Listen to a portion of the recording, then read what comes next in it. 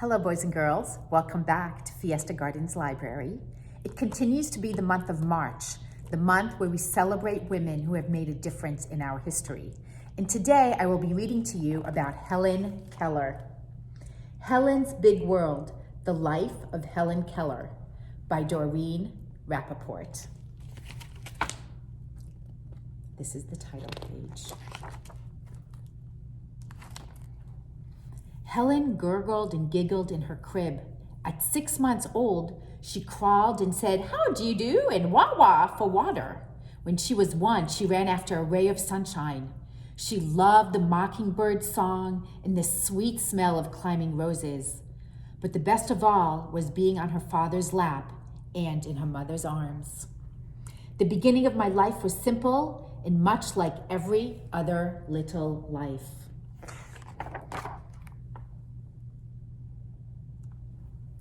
When Helen was 19 months old, a little bit over a year and a half, an illness her doctors could not name struck her.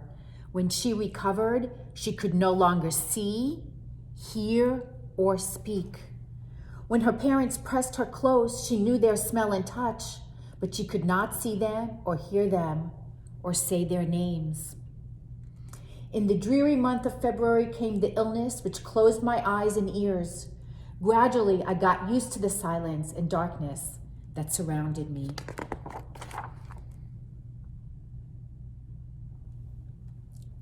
Helen tried to figure out her dark, silent world. She used her hands to recognize objects. She used her brain to make up signs to let her family know what she wanted. Putting on pretend glasses meant father. Her hand on her cheek meant mother. But she could not make up enough signs to have her needs understood. Many times she screamed and kicked and ended up sobbing. Sometimes she hit the people she loved.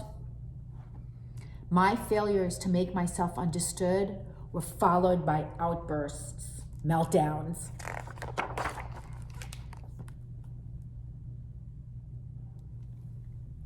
When Helen was almost 7, Annie Sullivan came to teach her. Annie had been legally blind after several operations. She could now see again, but her eyes were still weak. Annie gave Helen a doll and with her fingers traced the letters D-O-L-L on Helen's palm. Helen thought Annie wanted the doll back, so she kicked and screamed. Annie gave Helen some cake and traced cake, C-A-K-E, on Helen's palm. Helen traced the letters back on Annie's palm. Annie gave Helen many objects and spelled their names with her fingers. I was interested in this finger play and tried to imitate it. Learning how to speak for herself. Helen liked the spelling game, but she didn't like learning table manners. She tried to eat with her fingers off Annie's plate. Annie wouldn't let her. Helen screamed and threw her spoon on the floor. Helen forced Annie to pick it up. In the still, dark world in which I lived, there was no tenderness. One day, a month later, Annie pumped water into Helen's hand and spelled water, W-A-T-E-R, on her palm.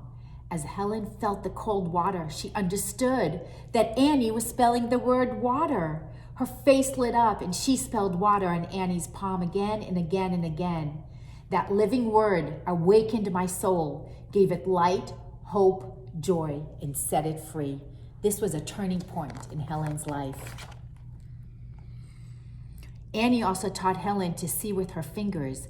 Every day for many weeks, Helen touched a lily growing in a pot. She felt its pointy buds open and form silk blossoms. Helen smelled violets in Annie's hands and felt the warmth of the sun on her face. Annie spelled each new word or idea. There is not a talent or an inspiration or joy in me that has not been awakened by Annie's loving touch. She really taught her so much. Annie placed paper on a writing board with grooves. She showed Helen how to guide her pencil with her left hand as she wrote in the grooves with her right hand. Once Helen learned to write, she would not stop. Helen learned so quickly Some people called her a genius. Other people said Annie was the genius, her teacher. Articles were written about Helen. By the time she was 8, she was famous. Everything that she's learned as a blind and deaf person. At first, I had only a few books in raised print, in Braille. I read them over and over until the words were so worn and pressed, I could scarcely make them out.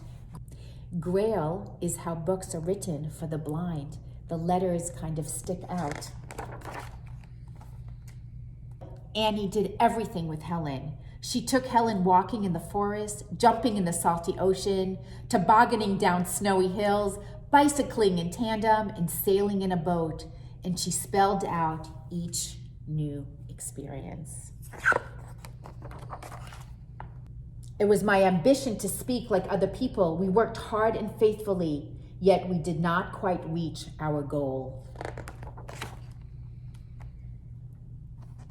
Teacher read many books to me. In spite of repeated warnings from her eye doctors, she has always abused her eyes for my sake. She kept reading and reading instead of resting her eyes.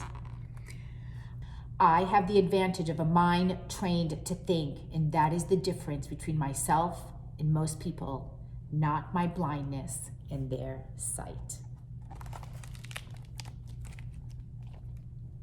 Helen's Big World, the life of Helen Keller, a blind and deaf and mute girl who made such a wonderful life for herself and was such an inspiration to all of the same people who came after her. I hope you enjoyed reading about Helen Keller. Next week, we'll read about St. Patrick's Day. Bye-bye, boys and girls.